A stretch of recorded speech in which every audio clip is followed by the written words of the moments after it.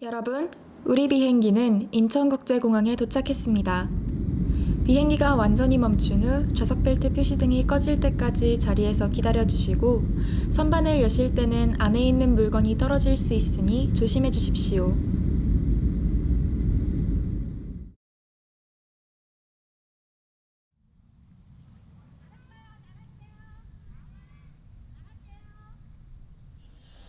저는 2012년 1월 12일에 북한을 떠나서 남한에는 이제 2001년 7월에 10살부터 한국에서의 생활이 시작됐고 한국에 온 지는 한 13년 정도 되었습니다. 또 지금은 국회의원으로 일하고 있습니다.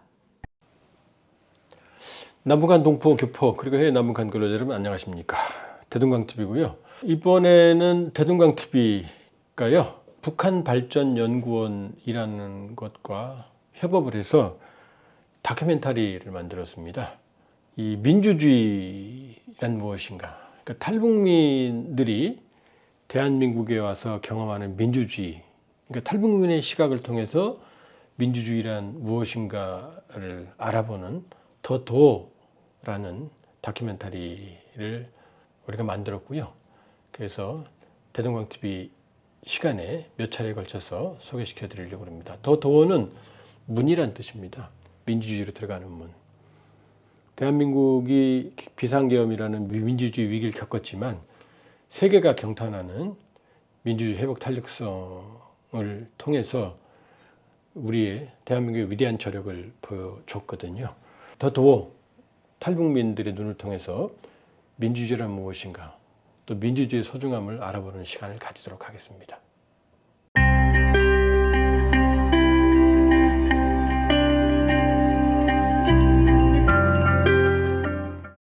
나라를 이끌어가는 국회의원 선거에 출마한 북한 이탈 주민들도 있습니다. 2021년을 기준으로 북한 이탈 주민 출신 국회의원은 모두 3명이며 2명이 현재 국회의원으로 활동하고 있습니다. 매우 높은 비율이죠. 그만큼 북한 이탈 주민과 민주주의 그리고 정치는 뗄 수 없는 관계입니다. 현재 제21대 국회에서 의원으로 활동하는 북한 이탈 주민은 외교관 출신의 태용호 의원과 꽃제비 출신의 지성호 의원입니다. 나는 그 지성호가 국회의원이 된 거는 정말 북한에서도 깜짝 놀랄 겁니다. 그런 거지가 대한민국에 와서 미국에 가서 트럼프 대통령 다 만나고 세계 인권이 어떤 북한이 인권에 대해서 논하고 정말 그 사람이 그렇게 그 거지 같은 생활하던 사람이 인권에 대해서 논하고 대한민국에 와서 국회의원이 됐다는 게 북한 사회에서 그게 용납이 되겠습니까? 그 우리 탈북자들은 상대적으로 같은 탈북자지만 그런 분들이 국회의원이 되고 정말 세계 면전에서 막 우리 이야기하는 거 보면 정말 같이 탈북자로서 뿌듯하죠. 네. 예, 안녕하십니까. 저는 함경북도 회령시 세천탄 학포탄강이라고 하는 탄강촌에서 이제 태어나서 2006년 되던 해 25살까지 이제 북한에 살다가 탈북해서 이제 대한민국에 이제 넘어왔고 또 지금은 국회의원으로 일하고 있습니다. 어떻게 할 수 있는 것도 방법도 아닌 거고 참 이제 놀라운 거예요. 정치. 이제 탈북민들의 민생 그리고 또 뭐 영농 현장이 됐던 뭐 식당을 이제 창업을 했던 그리고 또 어려움을 이제 그 뭐 트라우마라든 어려움을 겪는 이분들의 삶도 챙겨야 되는 것도 저의 일입니다. 그러다 보니까 그쪽으로 이제 일을 좀 많이 했고, 그래서 그 양쪽으로, 그러니까 과거에 북한 인권이 주였다면 정착 지원도 이제 함께 이제 보고 있고, 탈북민들이 결과적으로 법률적인 지식이 부족해가지고 여기에서 받는 트라우마들이 또 있습니다. 그래서 모르니까 이제 그 불이익을 당하는 경우 또한 사기를 당하는 경우도 있는데, 그래서 저는 이제 의원실을 이제 시작할 때부터 북한 이탈 주민 권익센터로 이제 전환하고 탈북민들이 그 권익을 위해서 또 어려움을 이제 듣고 해결해주는 방향으로 이 일을 하고 있는데, 정부적인 제도가 있으면 이들이 불이익을 당하지 않고 단지 찾으려고 했던 것이 행복이고 단지 찾으려고 했던 것이 이제 자유이고 단지 찾으려고 했던 것이 뭐 신앙이나 이제 좀 배불리 먹는 것인데 그 안에서 법태도 안에서 행복하게 살 수 있다고 저는 생각합니다. 그래서 그것도 지금 법안이 지금 올라가 있고 그래서 이제 계속 좀 추진 중에 있습니다. 청년 탈북자들의 정치 참여도 눈에 띕니다. 한국의 대학은 정치 참여 활동의 공간이기도 하지요. 남북 청년들의 차이를 극복하기 위한 노력을 생활 세계에서 펼치는 현장을 만나볼까요? 탈북을 하게 된 계기는 어떻게 되시나요? 저희는 이제 일정 포맷을 저희가 어느 정도는 정하고 이제 녹음을 하는 편인데요. 우선 고향에 대한 이야기, 언제 이제 탈북을 하게 되셨는지 이제 게스트분과 이야기를 나누고, 이제 뭐 북한에서 이제 나만의 콘텐츠를 접한 적이 있는지, 그리고 이제 처음에 이제 탈북을 하셨을 때 딱 느꼈던 남한과의 문화 차이, 또 뭐 버킷리스트 이런 주제들로 이제 게스트분들과 이야기를 하고요. 네, 저는 사실 되게 어렸을 때 탈북하다 보니까 이 고향에 대한 향수는 마음속에 있지만 그거를 풀 수 있는 기회가 많이 없었어요.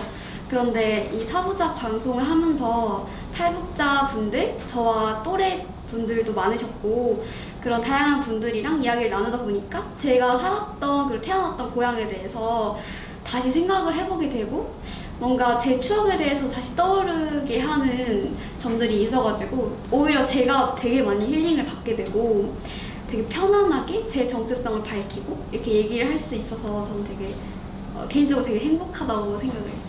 그러니까 표현의 자유의 중요성에 대해서 배우잖아요. 근데 나는 뭔가 표현하고 싶은데 뭔가 제약 탈북민이라는 신분 때문에 이제 제약을 받는다는 느낌을 들었었거든요. 저 그 나가지 못하면서. 그러다가 내가 자유로운 나라에 왔는데 이렇게 제약받을 필요가 있나? 라는 생각을 하게 됐고, 그리고 친구들이랑 같이 또 학생의 친구들도 잘 이끌어 같이 가자라고 해서 그래서 같이 했던 것 같습니다. 북한 이탈 주민들이 가장 많이 참여하는 정치 및 사회 참여 활동은 당연히 북한 민주화와 인권 증진 분야입니다. 북한 이탈 주민들은 적법한 절차를 거쳐 자신들이 추구하는 목적에 맞는 다양한 형태의 조직과 단체를 설립해 활동에 나섭니다. 우리 주최한 그런 단체가 주최한 행사에 제가 처음으로 참가했어요. 참가했는데 같은 또 탈북민들하고 얘기를 나누고 하다 보니까 또 이 나름의 탈북민 사회를 구성하고 있는 그런 곳에서 여러 가지 이제 문제점도 있고 또 같이 해야 될 일도 있는 걸 처음 알았어요. 회사만 다니다 보니까 그냥 나만 회사에서 일반 회사에 다니면서 돈 벌고 살다 보니까 모르고 있었는데 같은 고향에서 온 또 그런 모임에 참가하다 보니까 여러 가지를 몰랐던 걸 알게 됐어요.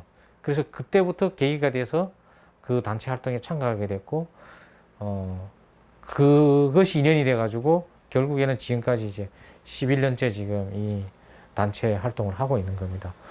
우리는 이제 2008년에 설립이 해가지고 그때 이미 목표가 북한 내부에 콘텐츠를 보내는 걸 목표로 잡고 했으니까 가장 오랜 기간 동안 굉장한 많은 양의 그 USB 라디오를 북한에 보낸 단체라고 봅니다, 저희는.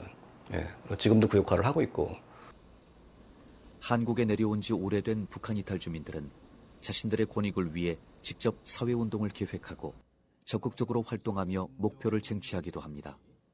근래에 와서는 일상에 적응하는 것을 넘어 인권운동가로 참여하는 북한 이탈 주민들이 점점 늘어나고 있습니다.